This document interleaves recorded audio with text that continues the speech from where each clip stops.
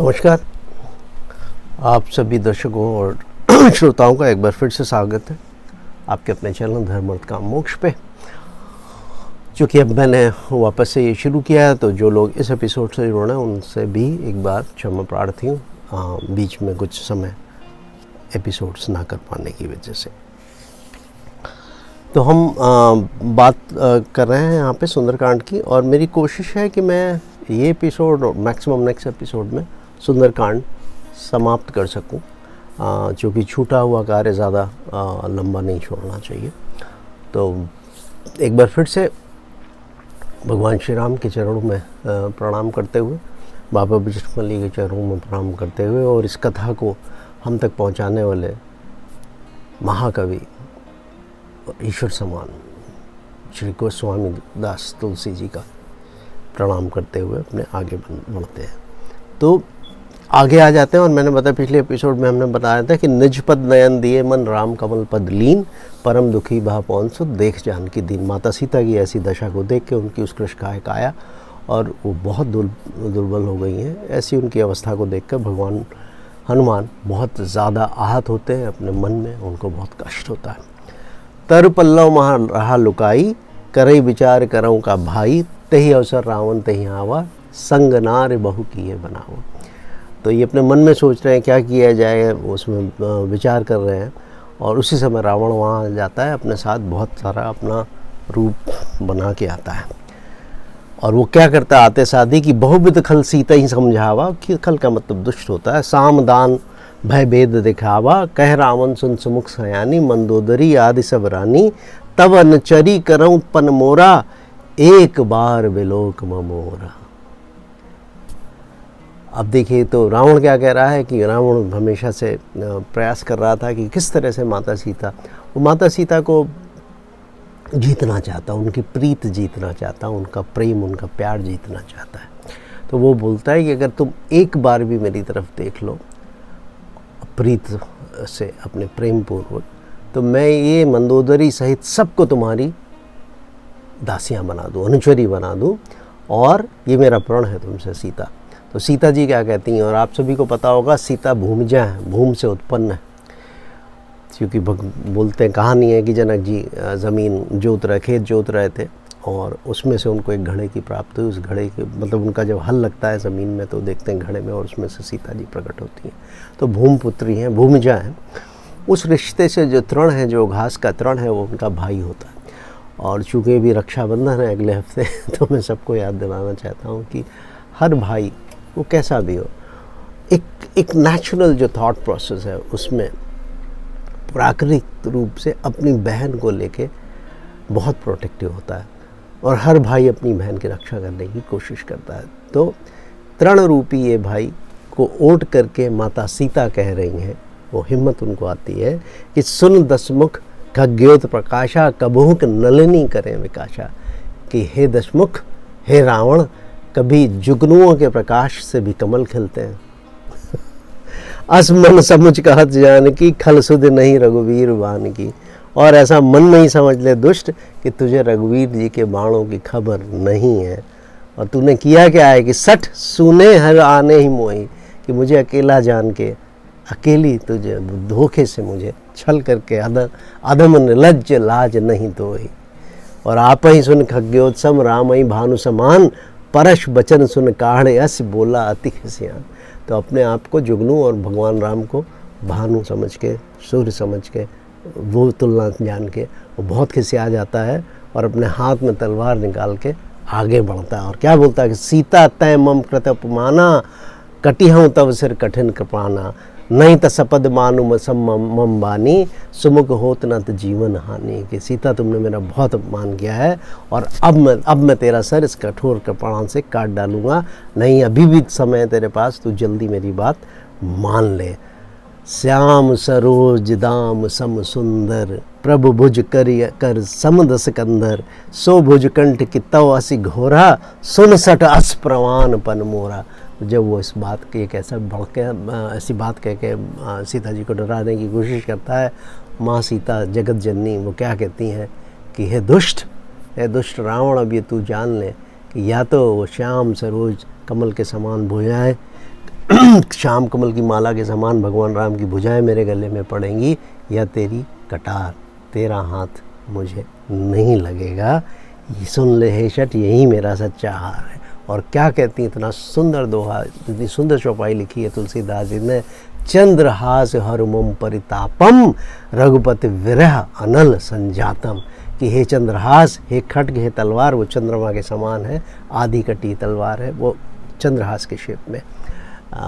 तो उसको बोलते हैं कि चंद्रहास हर मम परितापम, कि अब ये विरह की आग, हे कि चंद्रहास, हे तलवार, तू क्या कर कि तू मेरी इस विरह की अनल को, अग्नि को समाप्त कर दे। शीतल निशित बहत बरधारा, कह सीता हर मम दुखारा। क्योंकि जब तेरी ये तू आके मुझे लगेगी मेरी गर्दन पे, तो ये जो मेरे से रुधिर की वर्षा होगी, ये जो मेरा खून निकलेगा, उससे मेरे हृदय को शीतलता मिलेगी। तो अब मुझसे जिया नहीं जाता। कहने का मतलब ये है कि वो अपने प्राण देने के लिए तैयार हैं, मगर रावण से उसकी तरफ उनका कोई विचार नहीं है।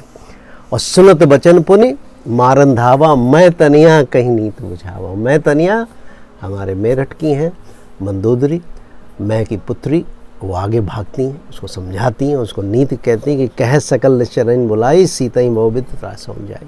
उसको समझाती हैं कि ये तुम्हें शोभा नहीं देता, तुम दुनिया के सबसे शक्तिशाली राजा हो, और एक स्त्री को तलवार से मारना तुम्हें बिल्कुल शोभा नहीं देता, तो इस तरह की हरकतें मत करो, उनको प्यार से समझाओ।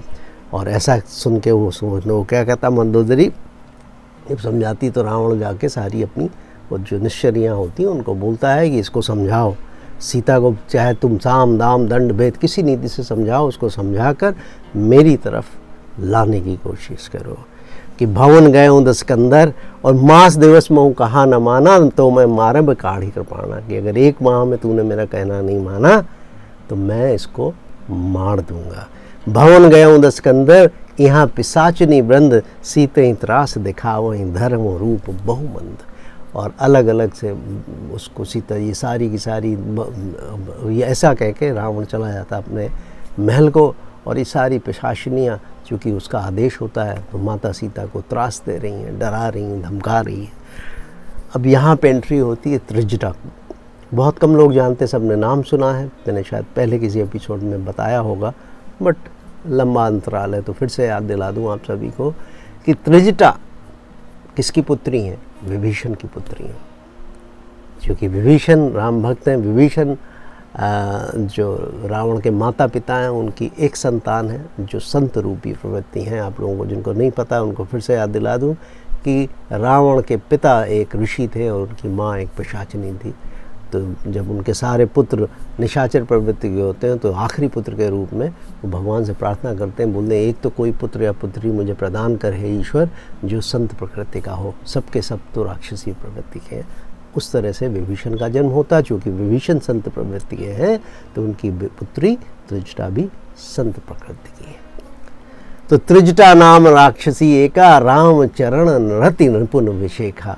और सबनो बोल सुनाए सपना, सीता ही से ही करो हित अपना। ये कॉमन सेंस है त्रिजटा का, फॉर्च्यून टेलर है, भविष्यवक्ता है, मुझे नहीं पता, मगर साइकोलॉजिकली वो सारी की सारी राक्षसियों को समझाती हैं। क्या समझाती हैं?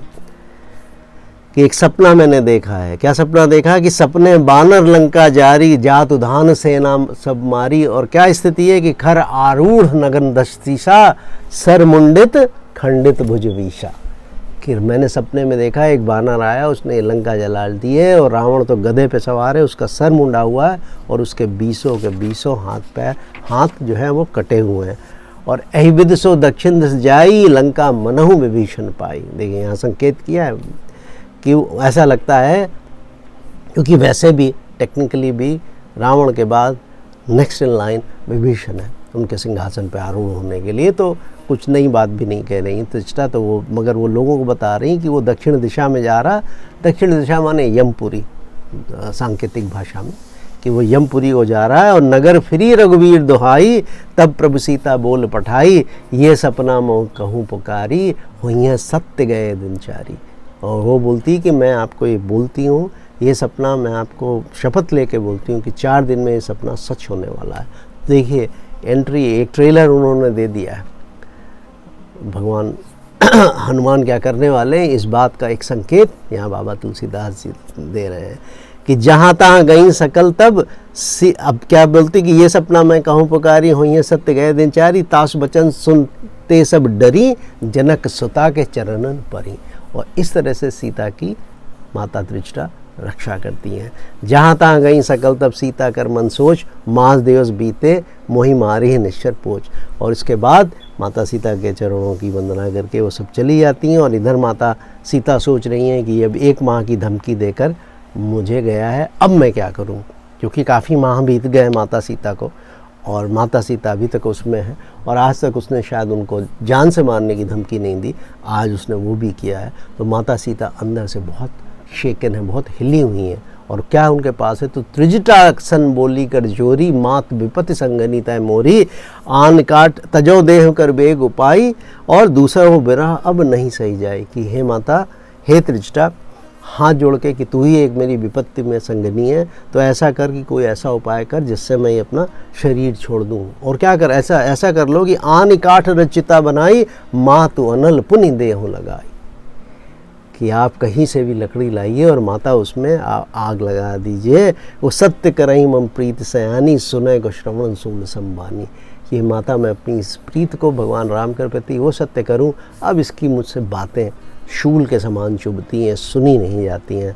अब जब ये बात कहती तो माता त्रिजटा क्या कहती हैं कि सुनत बचन पद गही समझाएस, प्रभु प्रताप बल सुजस सुनाएस। कि वो भगवान राम के, उनके सुयश का, उनके बल का प्रताप उनको समझाती हैं कि आप किस व्यक्ति की पत्नी, आप याद तो करिए, आप अपना मन छोटा मत करिए। और उसके बाद वो क्या बहाना करती हैं कि निस न अनल मिल सुन सुकुमारी, सो कही अस निस भवन सिधारी। और कि रात में अब कहाँ पे मैं अग्नि लाऊंगी, तो ऐसा कह के त्रिजटा अपने घर को चली जाती हैं। और महामाता जी सीता क्या कहें कि कहे सीता विधि भा प्रतिकूला, मिलई न पावक मिटय न चूला, देखिए तो प्रकट गगन अंगारा, और अवन न आवत एक उतारा।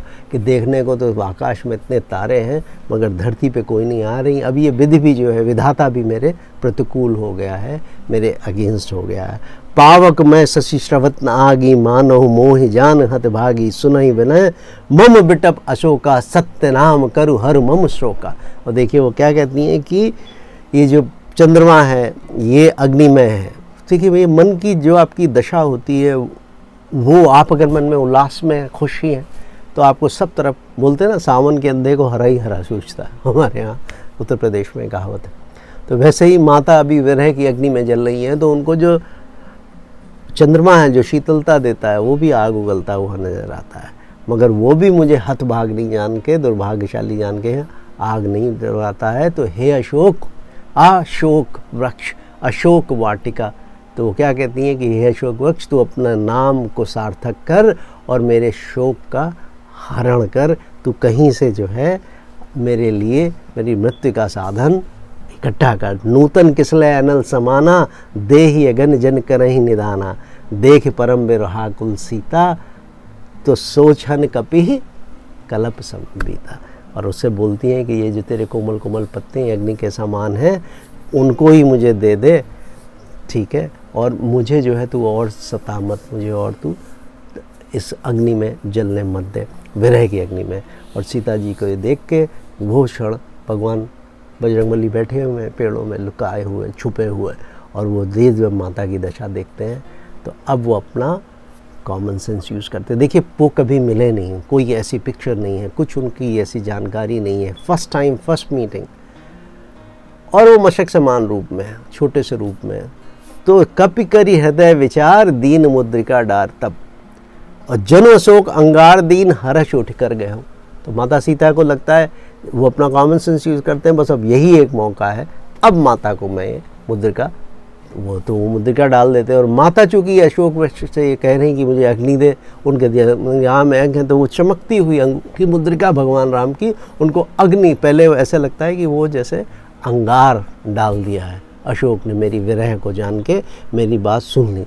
तब देखी मुद्रिका मनोहर, राम नाम अंकित सुंदर, और चकित चितौ मुद्री पहचानी, हर्ष विषाद हृदय अकुलानी। अब देखिए, मगर उनकी दशा कैसी है, दशा ये है कि वो वो जब मुद्रिका देखती हैं तो उनको एक तरह से सुख और दुख दोनों एक साथ होता है कि ये जो राम नाम की मुद्रिका है ये पहचानी उन्होंने।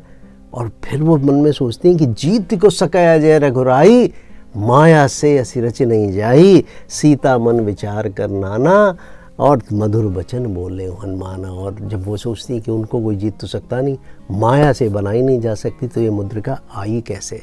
और ऐसे में तुरंत हनुमान जी मधुर वचन बोलते हैं। क्या कहते हैं कि रामचंद्र गुण बरनय लागा, सुनते ही सीता कर दुख भागा, लागी सुन श्रवण मन लाई, आदि होते सब कथा सुनाई। और वो भगवान रामचंद्र जी के सारे गुण, उनकी कथा का वर्णन करने लगते हैं। जब वो बात सुनती है तो माता सीता का हृदय बहुत पुलकित हो जाता है। और सारी जब वो कथा बताती हैं तो श्रवणा, तब माता सीता क्या कहती हैं कि श्रवणामृत जही कथा सुनाई, कहीं से प्रकट होत किन भाई, तब हनुमंत निकट चल गए हूँ, फिर बैठी मन विस्मय भयऊँ।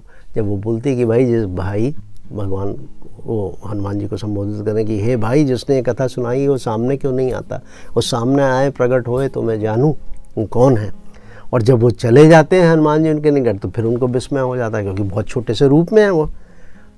तो जब उनको विस्मय होता तो तुरंत हनुमान जी उनके विस्मय का निदान करते हैं। क्या कहते हैं कि राम दूत मैं मात जानकी, सत्य शपथ करुणा निधान की।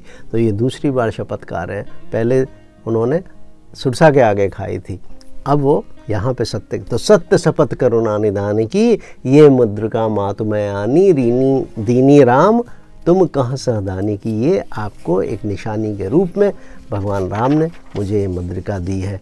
नर बानर ही संग कहूँ कैसे, कही कथा भाई संगत। अब माता बोलती कि भाई एक वानर की और एक मनुष्य की, भगवान श्री राम की ये संग कैसे हुआ, ये तुम मुझे बताओ। तो वो सारी कथा हनुमान जी उनको सुनाते हैं। वो कपि के बचन स प्रेम सुन, उपजा मन विश्वास, जाना मन क्रम वचन ये, कृपा सिंधु कर दास। जब वो पूरी कथा सुन लेती हैं तो उनको समझ में आ जाता है कि ये वाकई भगवान रामचंद्र जी का दूत है, उनका सेवक है।